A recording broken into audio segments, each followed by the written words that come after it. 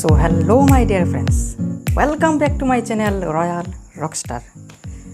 So today I am going to discuss about how oximeter work. Oximeter কিভাবে কাজ করে? আমি কতদিন বলেছিলাম না যে অক্সিজেন স্যাচুরেশন সম্পর্কে, তো স্যাচুরেশন তো সম্পর্কে আলোচনা করেছি, কিন্তু অক্সিমিটার কাজ কীভাবে করে এটা হচ্ছে টেকনোলজির একটি পার্ট। তো চলুন শুরু করা যাক।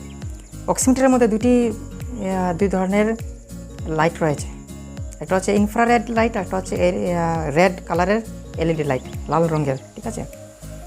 তো এলইডি রয়েছে।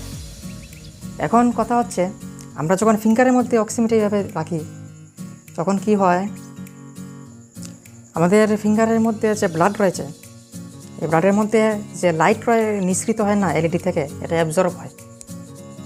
এখন লাল লাইট যেটা রেড লাইট রয়েছে সেটা অ্যাবজর্ব হয়, প্লাস ইনফ্রারেডও অ্যাবজর্ব হয়। এখন আমাদের যে অক্সিজেনেটেড হিমোগ্লোবিন রয়েছে, মানে যে সমস্ত হিমোগ্লোবিন অক্সিজেন ক্যারি করছে, সেই অক্সিজেনেটেড হিমোগ্লোবিন কী করে, অক্সিজেনেটেড হিমোগ্লোবিনের মধ্যে দিয়ে রেড লাইট বেশি পাস হয়ে যায়, মানে ইনফ্রারেড লাইট বেশি অ্যাবজর্ব করে। তো যেহেতু ইনফ্রারেড বেশি অ্যাবজর্ব করে, তো রেড লাইট যেটা রয়েছে সেটা তো পাস হয়ে যায়, এটার মধ্যে অ্যাবজর্ব হয় না, তো পাস হয়ে যায়। আর কি হয় যে ডিঅক্সিজেনেটেড হিমোগ্লোবিন রয়েছে, মানে যে সমস্ত হিমোগ্লোবিন অক্সিজেন ক্যারি করতে পারছে না, ডিঅক্সিজেনেটেড, সেই সমস্ত হিমোগ্লোবিন কী করে, ইনফ্রারেড যে রে রয়েছে সেটা পাস হয়ে যায় বেশি, মানে রেড লাইটকে অ্যাবজর্ব করে বেশি, যে লাল লাইট রয়েছে লাল লাইটকে অ্যাবজর্ব করে বেশি এবং ইনফ্রারেড পাস হয়ে যায়। তো দুটার মধ্যে অ্যাবজর্পশনের মধ্যে ডিফারেন্স রয়েছে। তো অক্সিনেট এবং ডিঅক্সিনেট হিমোগ্লোবিন, এই দুই ধরনের হিমোগ্লোবিন রেড লাইট অ্যাবজর্পশনের উপর ভিত্তি করে এটা নির্ণয় করা হয় কীভাবে কতটুকু অক্সিজেন রয়েছে, মানে রেড লাইট কতটুকু পাস হয়ে যাচ্ছে আর ইনফ্রারেড কতটুকু পাস হয়ে যাচ্ছে, এবং দুটার মধ্যে ডিফারেন্স নির্ণয় করা হয়। এটা মেশিন করে, একটা সফটওয়্যার রয়েছে, তো দুটার মধ্যে ডিফারেন্স নির্ণয় করা হয়।